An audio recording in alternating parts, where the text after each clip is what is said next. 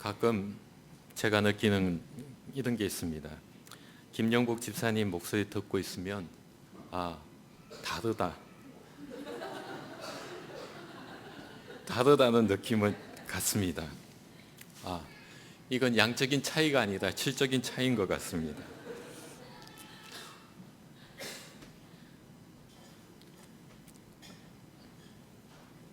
용기, 우리는 용기를 가져야 된다라는 것을 마음 한켠에 가지고 살아옵니다. 특히 어릴 때부터 남자아이들은 용기 없다고 구박받고 용기 부족하다고 왠지 코너에 몰리는 그런 생활, 그런 환경 속에서 자랐습니다. 대체 용기가 뭐길래 왜 남자들만 용기를 가져야 되는지 하는 생각도 해보았습니다. 여하튼 용기하면 우리는 육체적인 어떤 강한 모습들을 떠오르기도 합니다. 사전적인 의미는 굳세고 씩씩한 기운을 우리는 용기라 말합니다. 두려움을 이겨내는 또는 사회 구조적인 악에 대항하는 이런 것을 용기라 말하고 있습니다.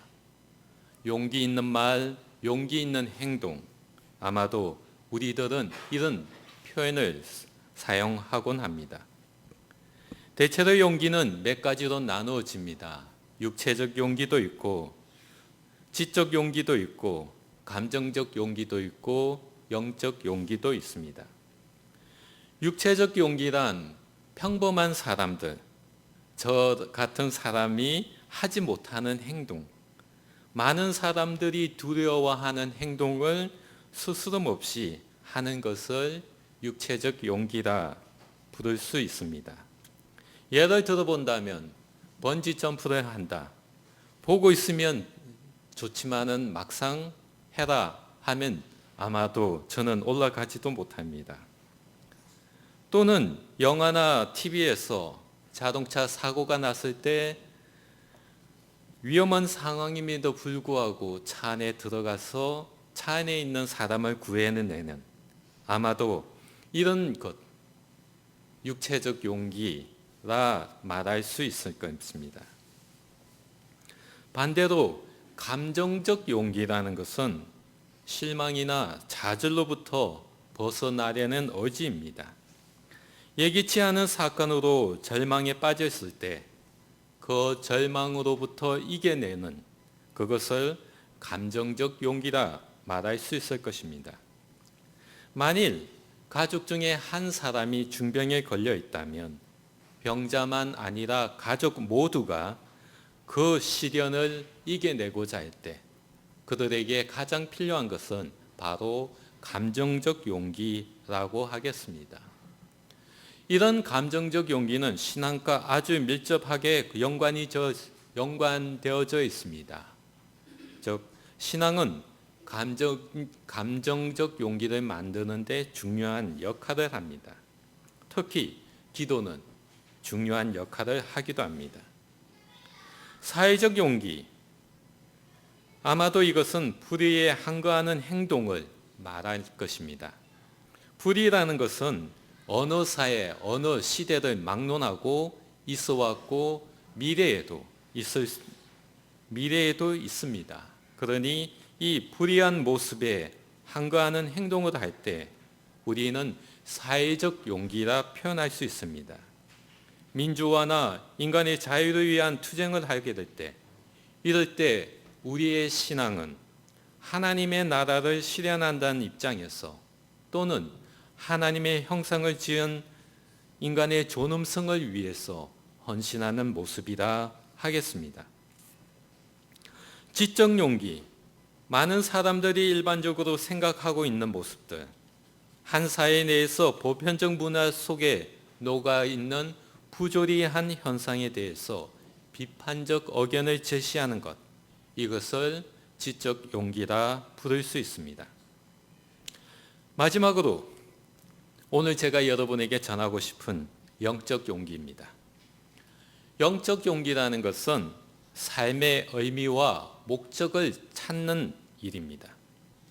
왜 내가 여기에 이 시간에 오늘 앉아 있어야 하는지, 내가 무엇을 위해 사는 것인지, 내 삶에 의미가 있는 건지, 이와 같은 물음을 하고 그 답을 여러분이 가지고 있는 이 성경으로부터 찾으려고 하는 시도들, 그것이 바로 영적 용기입니다.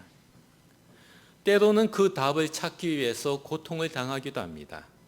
때로는 기존의 답을 거부하고 새로운 답을 찾으려고 힘든 시간을 감내하기도 합니다. 이것이 오늘 우리가 추구하는 영적 용기입니다.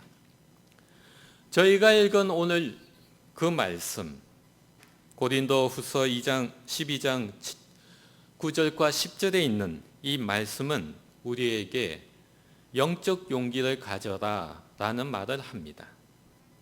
내 능력은 약한 데서 온전해진다고 말합니다. 내 능력이 약한 상태에서 기뻐한다고 말합니다. 내 능력이 약함을 자랑한다고 말합니다. 우리의 능력이 약한데 능욕을 당해도 궁핍을 당해도 박해나 공고함을 당해도 기뻐한다 라고 성경은 전하고 있습니다. 오히려 약할 때 강하게 되니 내 은혜가 내게 족하다는 이런 아이러니한 말을 하고 있습니다. 우리가 알고 있는 세상의 상식과 이 본문의 말씀은 상치되기 때문에 우리는 혼란에 빠지게 됩니다. 세상은 우리에게 강해야 한다고 가르쳐 줍니다. 강한 자만이 자랑할 수 있고 강한 자만이 기뻐할 수 있다고 가르칩니다. 그래서 저희들은 세상에서 강한 자가 되고자 무던히 애쓰고 노력합니다. 강하기 위해서 신체적 한계를 뛰어넘으려 합니다. 강하기 위해서 무모한 행동도 서슴지 않고 하기도 합니다. 강한 자는 살아남는 것이 아니라 살아남는 자가 강하다라는 말을 하기도 합니다. 살아남기 위해 수단과 방법을 가리지 않습니다. 우리는 살아남은 자를 영웅이라 칭합니다. 우리는 영웅에게 돈과 권력과 명예를 다 줍니다. 그리고 우리는 영웅을 우상화하기도 합니다. 그 이유는 영웅이 우리를 지켜줄 것이라는 허황된 허망한 생각 속에서 오늘을 살아가기도 합니다. 그런데 성경은 전혀 다른 관점을 우리에게 말하고 있습니다. 성경은 약한 우리 자신을 보게 만듭니다. 성경은 약한 우리 자신을 만족하게 하고 기뻐하게 합니다. 성경은 약한 우리 자신 속에서 강해지는 법을 가르쳐 주기도 합니다. 성경은 약한 우리 자신으로부터 하나님의 은혜를 체험하게 만들기도 합니다. 약한 우리 자신에게서 강해지려면 우리는 용기가 필요합니다. 그것이 오늘 제가 여러분에게 전하고 싶은 영적 용기입니다. 약한 우리들이 강해지는 법 무엇일까 하는 것입니다. 저는 오늘 여러분에게 세 가지를 전하려고 합니다. 약한 우리들이 강해지려면 먼저 우리 자신이 누구인지 알아야 합니다.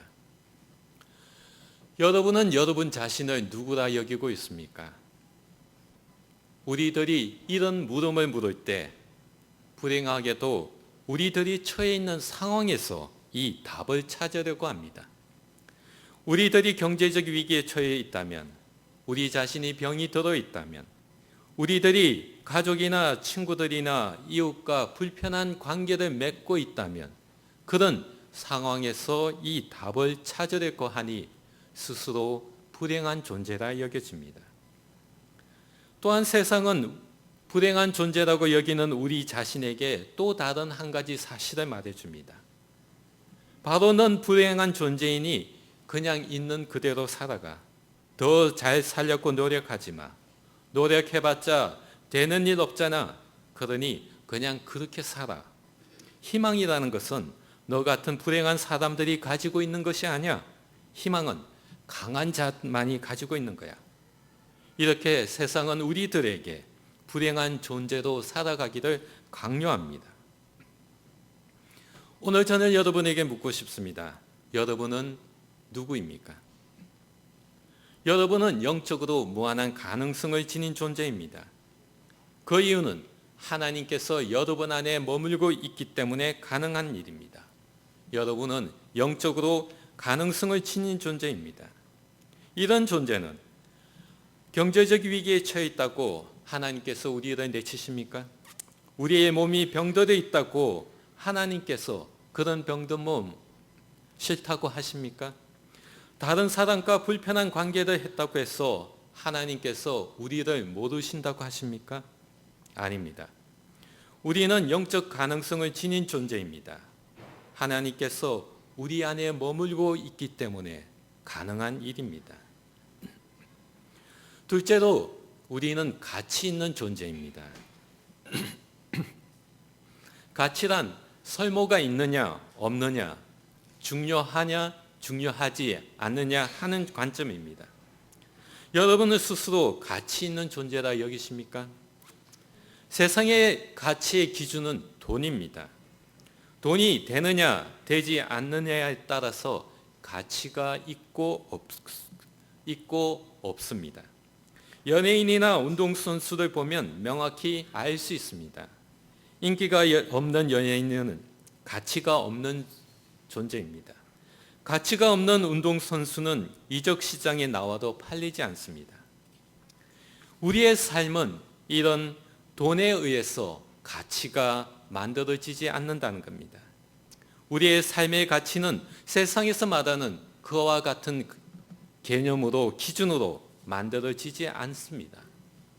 우리들의 삶의 가치는 오늘 하루를 살아도 의미가 있는 삶을 살았느냐 하는 물음에 답하는 겁니다.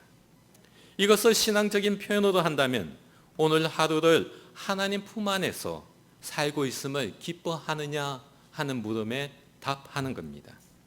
그러니 우리들이 돈이 없다고 해서, 내 몸이 병들어 있다고 해서, 이웃과 친구들과 불편한 관계를 가졌다고 해서 가치 없는 존재라 말하지 않는다는 겁니다.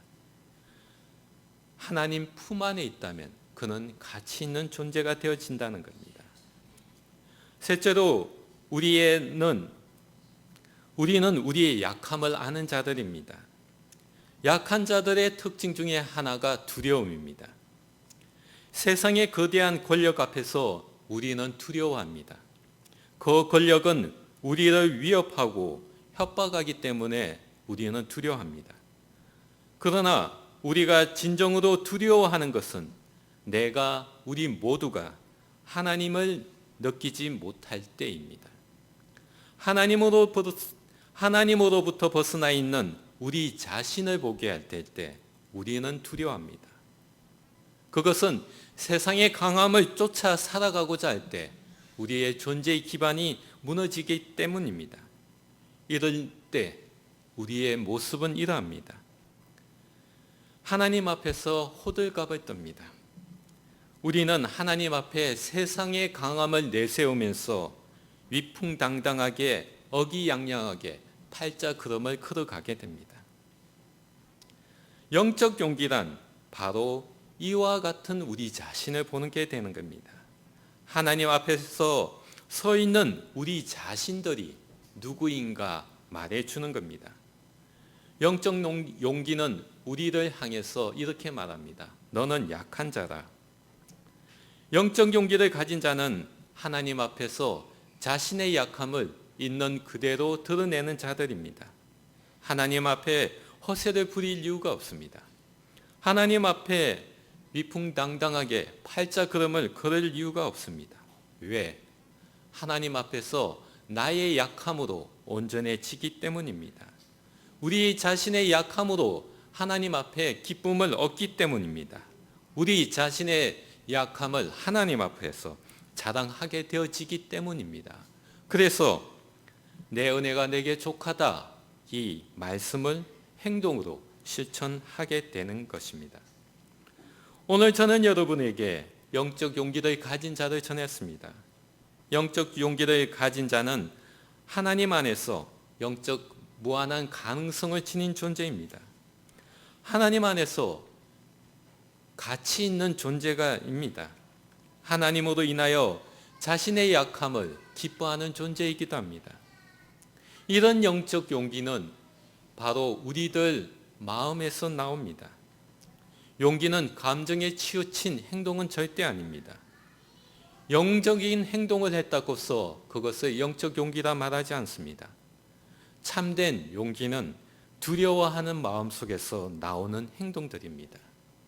영적 용기란 하나님을 두려워하는 마음 속에서 우리의 자신의 약함을 고백하는 자에게서 나오게 되는 것입니다. 여러분은 어떤 사람들입니까? 여러분이 여러분의 자신을 보게 될 때 여러분은 어떤 사람들입니까? 제가 아는 여러분, 제가 지난 6개월 동안 보아온 여러분은 영적 용기를 가진 자들입니다. 그 이유는 여러분은 하나님을 두려워하고 있습니다. 여러분은 또한 자신의 약함을 인정하는 사람들입니다. 그러기에 여러분은 영적 용기를 가진 자들입니다. 또한 여러분은 세상의 힘을 의지하지 않고 세상의 권력으로 여러분 자신의 약함을 보상받으려 하지 않습니다. 그러니 여러분은 영적 용기를 가진 자들입니다. 이런 영적 용기를 가진 여러분이 오늘보다는 내일을 향해 걸어가셔야만 합니다. 오늘의 편안함보다 내일의 불편함을 향해 나아가는 자들이 여러분이 되어야 합니다. 오늘의 기쁨보다는 내일의 걱정을 안고 나아가는 자들이 여러분이 되어야 합니다. 오늘의 안정보다는 내일의 불안을 향해 당당하게 걸어가는 자, 여러분이 되어야 하는 겁니다. 오늘 여러분의 걸음을 가로막는 것이 무엇입니까? 장애물이 있다면 바로 이 자리에 여러분이 앉아 있다는 겁니다. 저만 서 있습니다. 앉아있는 그 자리, 바로 그것이 여러분의 장애물이 될 것입니다. 영적 용기를 가진 여러분, 그 자리에서 일어서시기 바랍니다. 오늘 하나님 품 안에서 느끼는 만족보다는, 오늘 하나님 품 안에서 느끼는 행복보다는, 오늘 품 안에서 느끼는 기쁨보다는 내일을 향해 영적 용기를 내시기 바랍니다.